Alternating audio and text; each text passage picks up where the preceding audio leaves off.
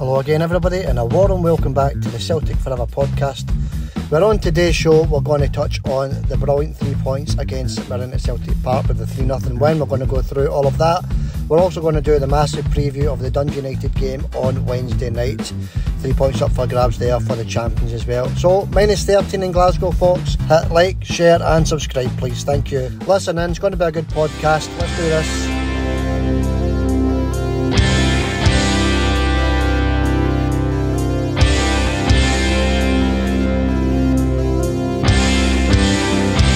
Celtic Forever podcast.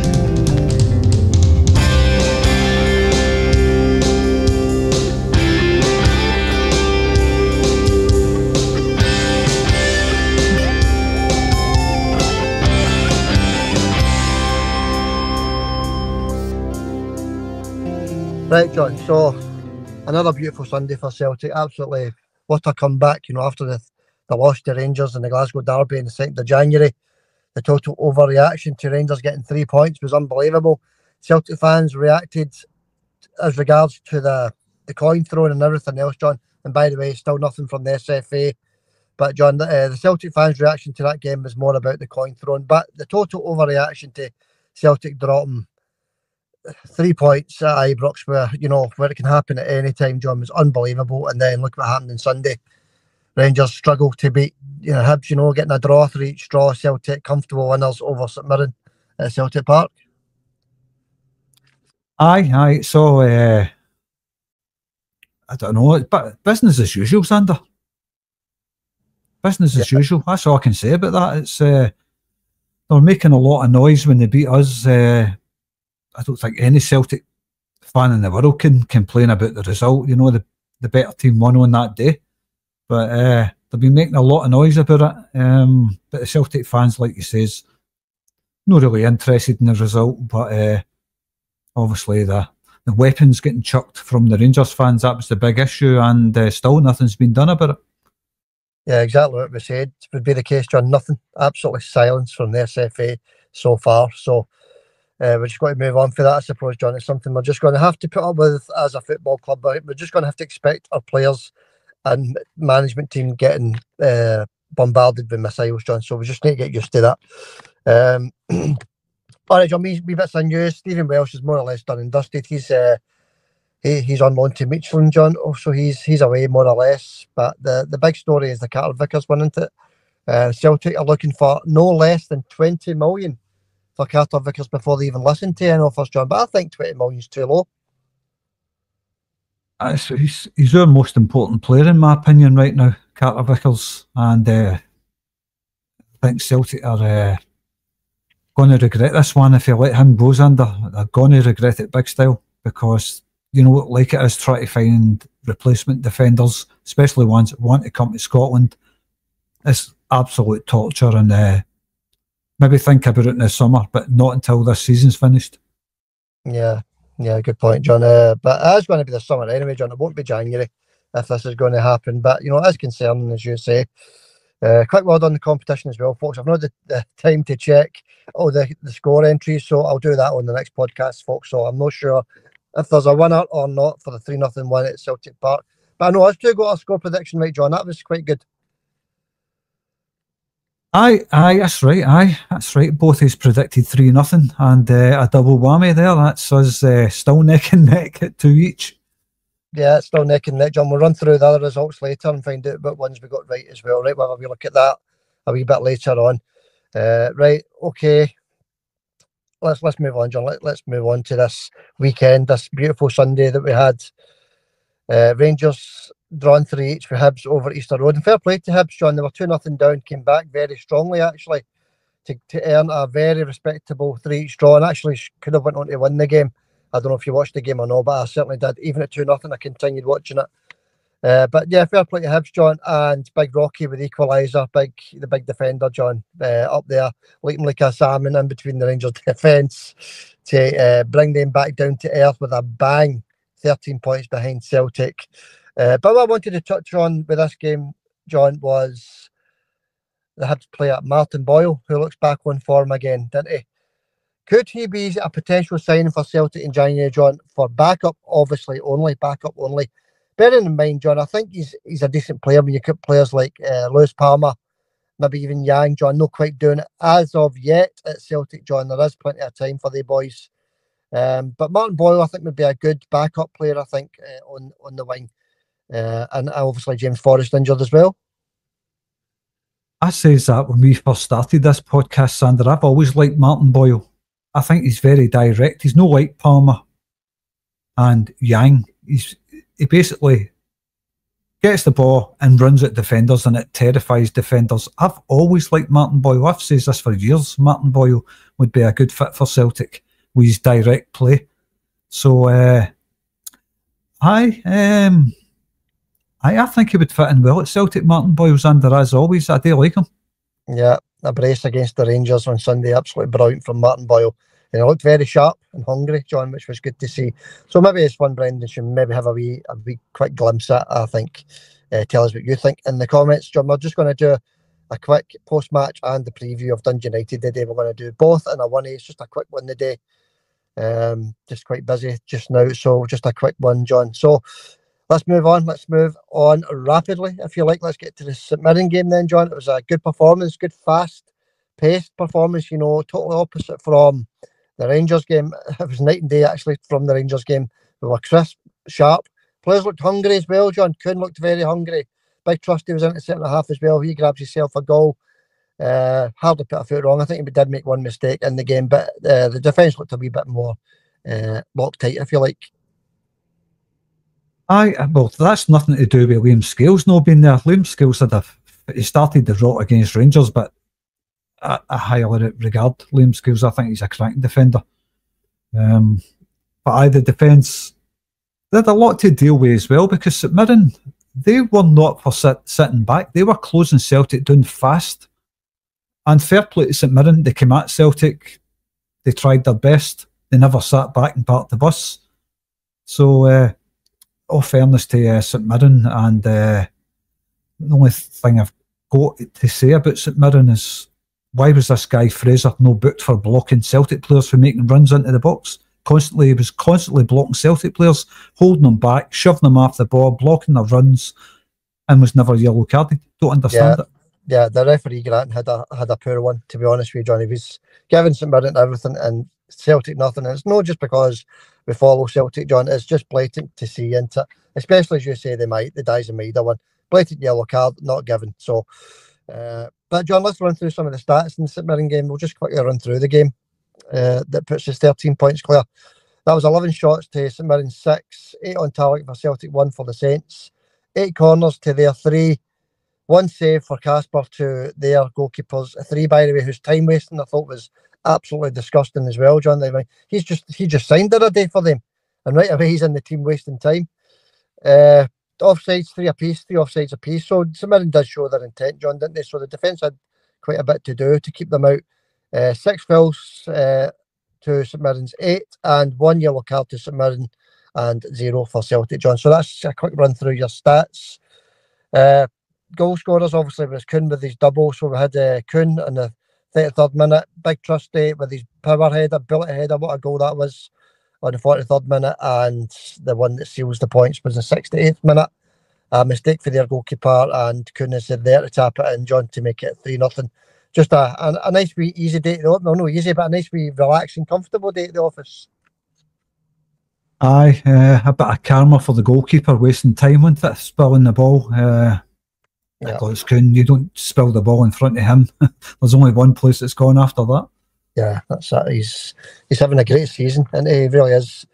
Nicholas, he looks powerful, he looks sharp, and he had some shine there as well, John. Did you see that? I was running the other side of his face. It was like his full head had a bruise on it. So that was a really nasty one he took in the Rangers game.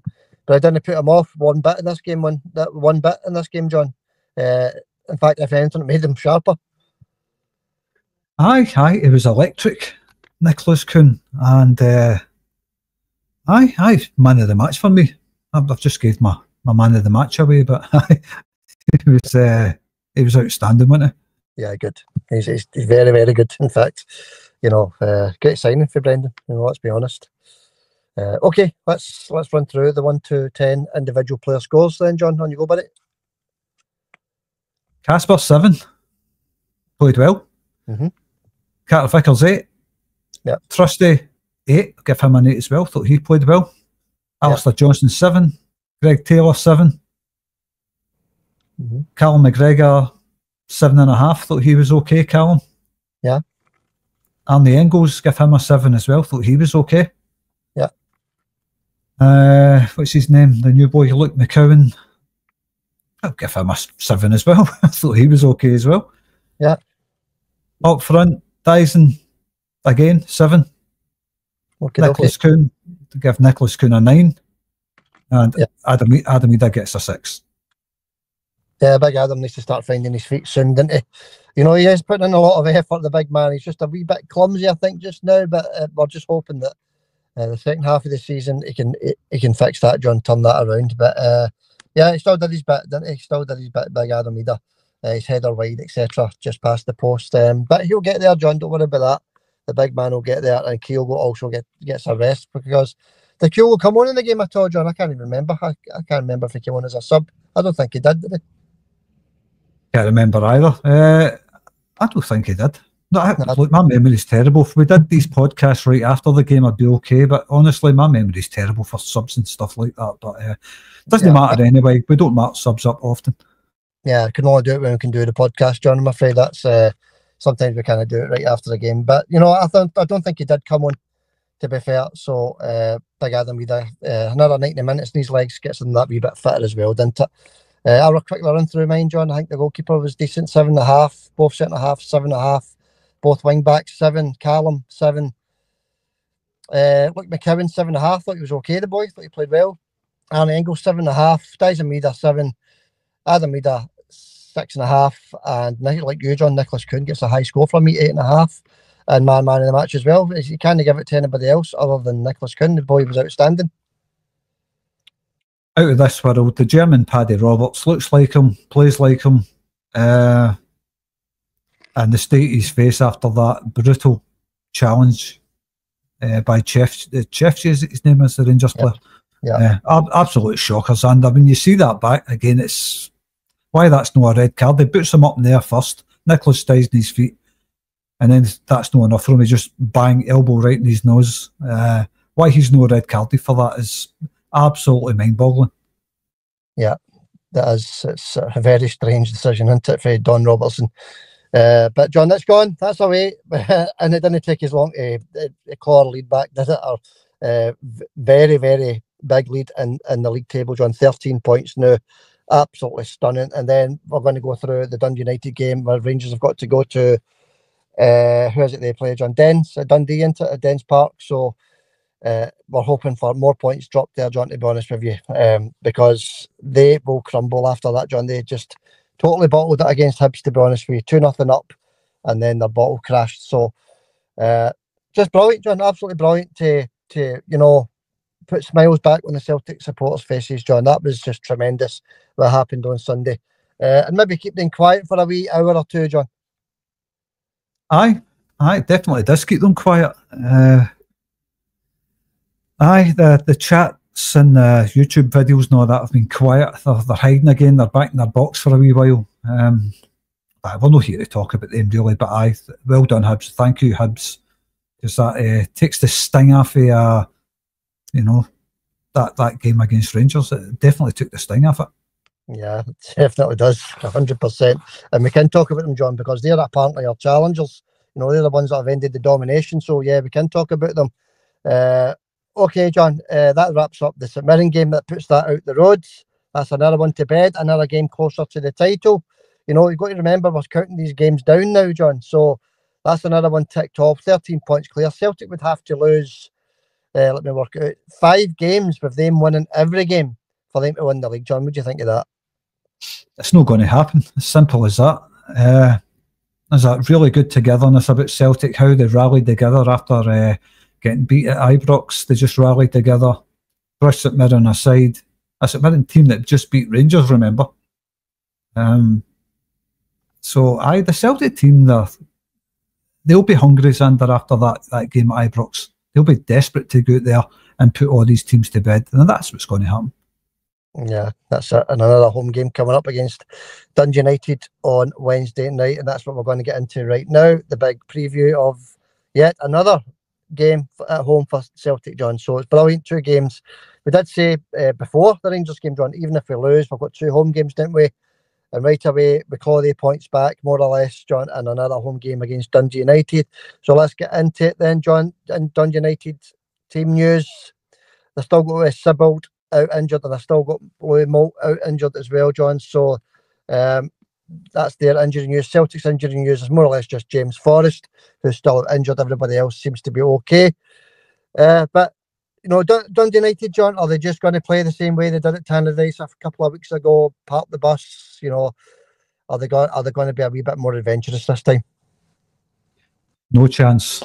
If they played like that at home against Celtic, there's no chance they're going to change their tactics at Celtic Park. And Celtic will be desperate to put them right as well after their tangerine bus on the 18-yard line. Celtic will be desperate to put them to bed as well, Xander, and I think they will. Yeah, I hope so, John. I hope so. We'll run through the odds and all that in a wee minute. But they're sitting in third now, John. I think you already mentioned that the other day. They're sitting in third now with 34 points, but it could have been 37. But they had that defeat to Hearts. That's the first defeat in a wee while. At Tannadice as well, John. Hearts going to Tannadice to get a 1-0 win. So that maybe dent their confidence ever so slightly. But they're a team on form, Dundee United. Aye, they're sitting third in the league for a reason. They're a good team, Dundee United. I like them. Just don't like the way they played against Celtic. But they're in third place, and rightly so. Aberdeen, of course, the catastrophe continues. You know, what has happened to Aberdeen? They've lost. They've just lost it altogether. That's strange what's happened to them, John, isn't it? Ever since the 6-0 mauling at Hampden, they've just lost their way. That's it. They're gone. You know, as January, John, they can maybe bring in a few players to try and turn that one around, obviously, but I think their new manager there has lost. It looks as though he's lost the dressing room, John, because I count that as 8 games without a win, John. It might even be 8 defeats. I'm not sure, John, but you know, I know it's 7 defeats, Sander. Yeah, it's a lot into it. But I know that they're joint top with Celtic about 6 weeks ago, John. To find themselves in this position is actually it's quite unbelievable, mind-boggling, as you say, John. That's your phrase, mind-boggling. I can't put my finger on it, to be honest with you, John. Surely all these players, they're not got any injuries, Aberdeen either, John. They're more or less injury-free. So I don't know, John. I don't know what's happened there. But they're just going to find themselves going further and further down that table, John, that things keep going the way they are. Aye, it's just it's a rot that they can't stop. They're on the slide, and they'll be in the bottom half of the table if things continue. But I was looking at the game against Motherwell yesterday. They had a man sent off, the boy that stuck the head in Kyogo. Can't remember his name. The big defender boy. He gets sent off yesterday for nothing, if you ask me, for absolutely nothing. But anyway, they were red carded, lost 2-0 to Motherwell, and it looked like there was no Aberdeen fans in the crowds, and their way end looked completely empty. I'd never seen one fan in it unless they were up in the top tier. Yeah, the fans are maybe deserting them as well, John, because they are. I mean, it's beyond bad form, that, John. It's actually sacking form. I think the manager's just put a wee bit of time, hasn't he, with the start that he had. But no. Was a big defender Nielsen? Is it, I see the midfielder guy? I can't remember by Aberdeen. I'm sure we'll be playing them soon enough. We'll find out. Right, John, back to this Dundee United game then. Let's run through what we think the lineup's going to be. We'll start with Dundee United, John. I'll quickly run through what I think the lineup's going to be. I think it's going to be Sibbald, Adeboyega, Gallagher, Holt, Strain, Docherty, Foningham, Ferry, Middleton, Dalby and Thompson. Dalby, John, he's the top goal scorer. He's a decent player, the big man. He knows where the net is as well. So we definitely need to keep an eye on him. Need to keep an eye on every player that comes to Celtic Park. Aye, if he's hitting the net often, especially, I will keep an eye on him. But look, they're going to park the bus. They are going to park the bus and try and get a point. That's the way they're going to play. But there's pace up front for a counter-attack. We've always got to be wary of that. But, aye, well done in doing your homework on the Dundee United team. I didn't have a clue who their players were. Yeah, that's just my predicted lineup, John. It's it's more or less who they're going to start into it. But let's run through the odds. John, 1-6, Celtic win, 17-2, the draw, which I make that about 8.91 roughly, and 17-1 a Dundee United win at Paradise, John, because just they're standing by Celtic, making them hot favourites, aren't they? But the team, John, the team lineup for Celtic, bearing in mind we're away next weekend to Ross County, I think it is. So we're away from home next weekend. Is there a chance, Brendan, or maybe rest one or two for this one? Quite possibly. I mean, the team's been chopping and changing over the last few games, so there's every chance. Yeah, it's who cares what he does with the team, John, as long as we keep getting the 3 points. I think you texted me the other day and you said, no, after Rangers drew 3 each, we can't afford one more slip up, John. And you're right.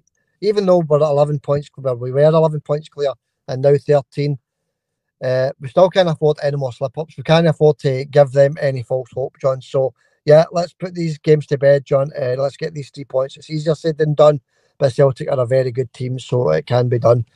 All right, Stephen McLean, John, he's on the VAR for this one. McLean, honest to God. Kevin Clancy, he's the referee for Dundee United as well, so that's your officials, John. So let's quickly run through what you think your predicted lineup's going to be. I noticed Beaton gave Hibs a penalty against Rangers, and they're raging about that again. They're in meltdown about that penalty. You can't just bang into the back of players and expect to get away with it, John, do you want to know something before we get to the predicted lineups? Beaton had a decent game against Hibs. There was no favouritism there. I know Beaton sometimes shows favouritism towards Rangers, John, right? But every decision he made was correct. Every single decision. He gave fouls when there were fouls, he gave corners when there were corners, and he gave the penalty as well, John. So fair play to Beaton for that, because I thought I watched the whole game from start to finish, and the referee Beaton had a very decent game, John. So fair play to him. Aye, well done to him. That's what we like to see. Just referees refereeing the games the way they should be refereed. No favouritism. But well done Hibs again, and well done John Beaton. Anyway, predicted lineup: Casper Schmeichel, Trusty, Scales, Alistair Johnson, Greg Taylor, Callum McGregor. I think he's going to start with Hatate this time, and Bernardo. Yeah, up front. Yeah. Sorry, John. I was going to say there, John. Sorry, I think Hatate looked quite sharp when he came on the other day, didn't he? He did, aye. But he's going to start with him anyway. So Hatate, and up front it's going to be the usual suspects. I think Kyogo, Maeda, and Kun. Right. Yeah, Kyogo starting instead of Vida this time. Yeah, I'm just trying to think if there's any changes for mine, John. Maybe a Trusty instead of Scales. But apart from that, because he's going to try and get that centre-back pairing, whoever it is, John, whether it's Scales and Vickers or Trusty and Vickers, he wants to get them settled, I think. So I think he's going to go with Trusty again there, John. And it's a shame for Big Scales. He has one bad game, and that's him dropped again. It's actually quite unfair on the big man, isn't it? I says Trusty as well, Sander. He said Scales, John. Did I? Well, I meant Trusty. Yeah. I meant old Trusty. Trusty. It is bad that Scales has been dropped, but you can't have an absolute howler like that game against Rangers and expect to just pop back into the team, Sander. But he is a quality defender, I think, and he'll be back sooner than later. He could start with Scales. I wouldn't have a problem with that whatsoever. He's got to get back into it at some time, isn't he? Yeah, and they could start with Scales, John. You're right. Maybe this is the perfect game for Scales to come back. I don't know, John. We'll wait and see what happens on Wednesday night. So that's that, John. That's the predicted lineups. Both of us more or less. Well, in fact, saying exactly the same. Maybe I don't know about Bernardo, John. I'm not sure. Engels, and then it's a Hatate thing. It's a wee bit of a dilemma there for Brendan. That into only he knows who he's going to pick. But we'll stick to both these thinking the same lineup for now, anyway, John. Right. Scoreline. Sorry, John. Predicted scoreline. Aye, yeah. What are you thinking? I'm just thinking the way Dundee United played at Tannadice. if they play like that again, there's not going to be many goals, trust me. Mm-hmm.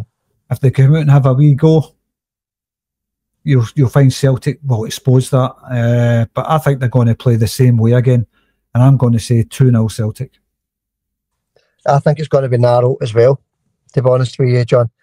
I was thinking 2-1, but, at home, that solid defence, 2-0 sounds good to me. I'm going to go to 2-1 then, John, right? I'll say the 2-1. We'll maybe concede a wee goal. But it's going to be tight, John. It's going to be, because they are on form and they're a decent team, Dundee United. So I don't know. I'm going to stick with 2-1. But the 3 points, John, is just the most vital thing, especially with Rangers going over to Dens. That's a tricky game for them, going over to Dens Park, John, while we're at home against Dundee United.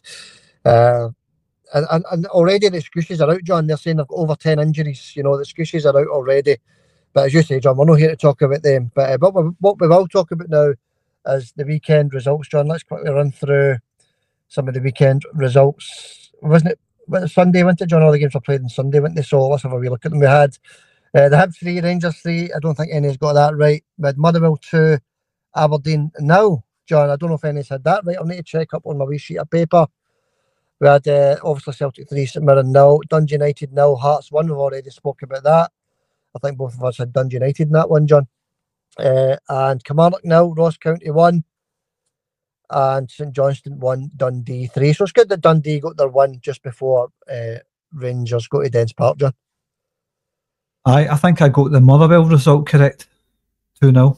I think I got that correct. I can't remember. But Dundee, they're obviously they're going to be on a wee bit of a high. And they're going to be at home against Rangers, where they've took points after them before, Xander. So not an easy game for them. No. Tough, very tough, and the tougher the better, as far as I'm concerned. So, no, John, I'll do a wee check on the scores for the next podcast, when we do the next podcast on Thursday.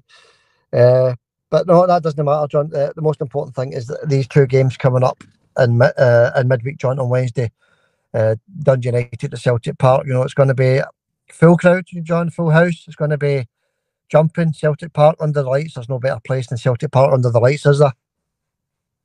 No, it wasn't a full house on Sunday, was it?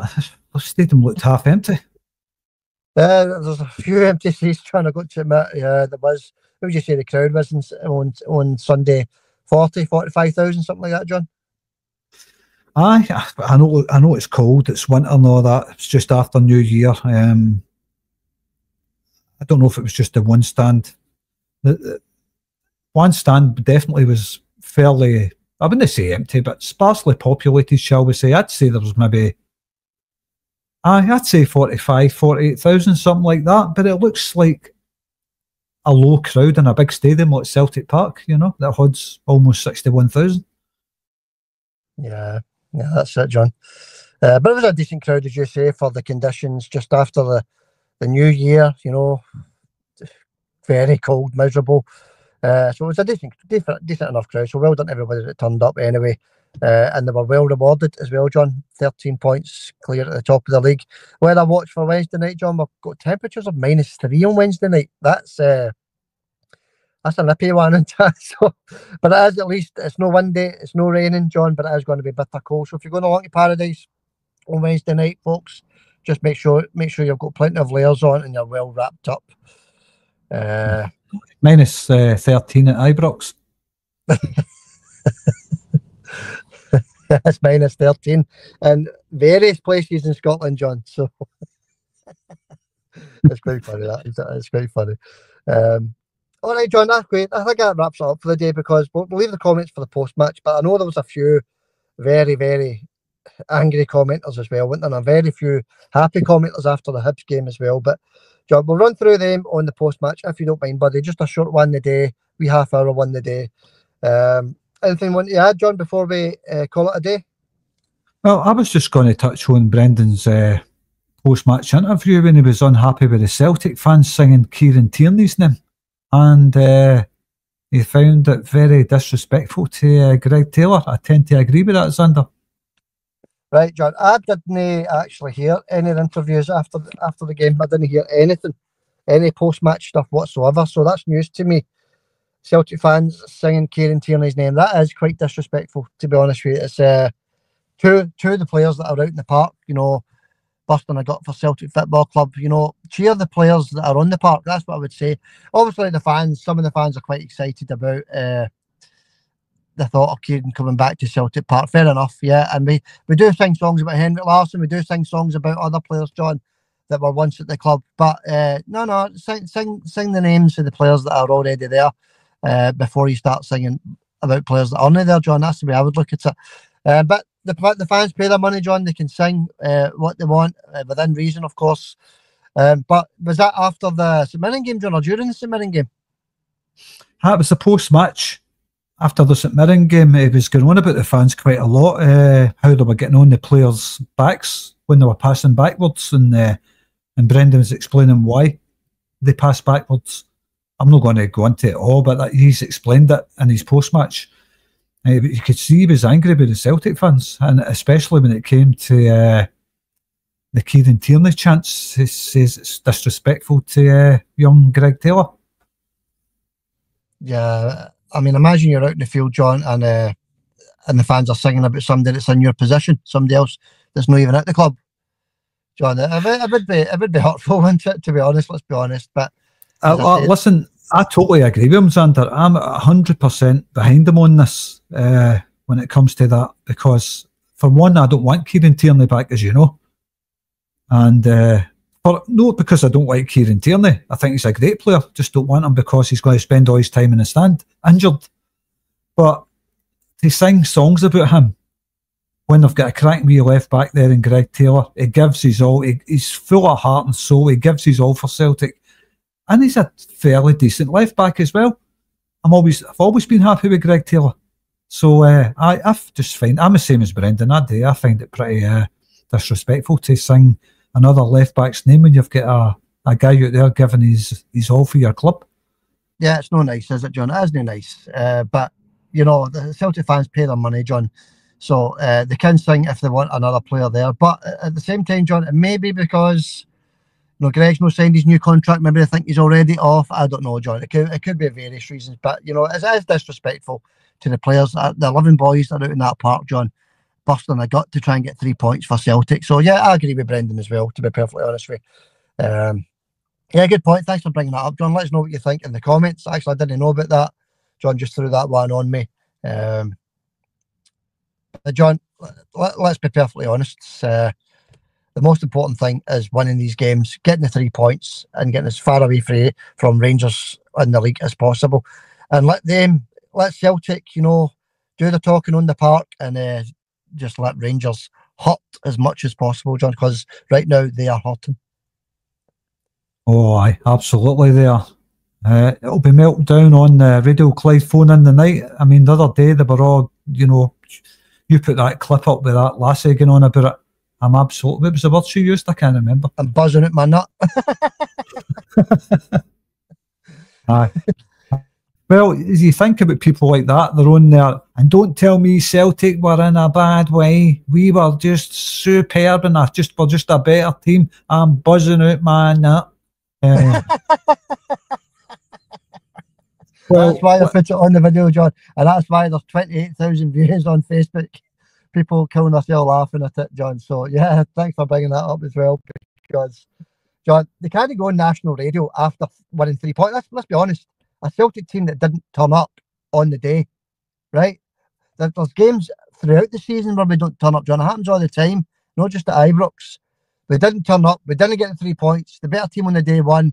We move on. But don't go on national radio screaming about being the better team. You know, trophy after trophy, treble after treble, quadruple trebles, John. I mean, get a grip. That's all I'll say to a woman like her, John, to be honest with you. Just get a grip. Get a life. Look at the facts that are in front of you. Celtic, champions, decades of dominance. You know, they must be really hurting, John. They really do. So that must have been just a whole load of relief for them, beating Celtic at Ibrox. Aye, it's bad, isn't it, the way they behave after beating Celtic? It's really bad. Buzzing out my nut. you know, 13 points behind Celtic. So I'll just be listening to Radio Clyde tonight and see if she phones in, see if she's still buzzing it or not. I guarantee you she'll be the first one to say, get rid of Clement. This team is terrible. Yeah, well said, John. Yeah. All right, John. So let's wrap it up. 13 points ahead, the champions, you know, it's a brilliant position.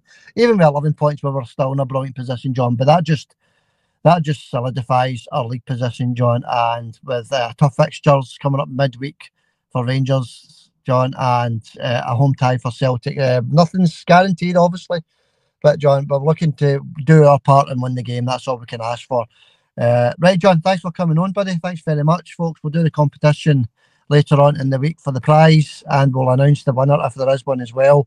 So listening for that, folks. We'll do the post-match on Thursday. Thanks for coming on, John. Hail for now. Do you think she'll clean her house if she's buzzing it or not?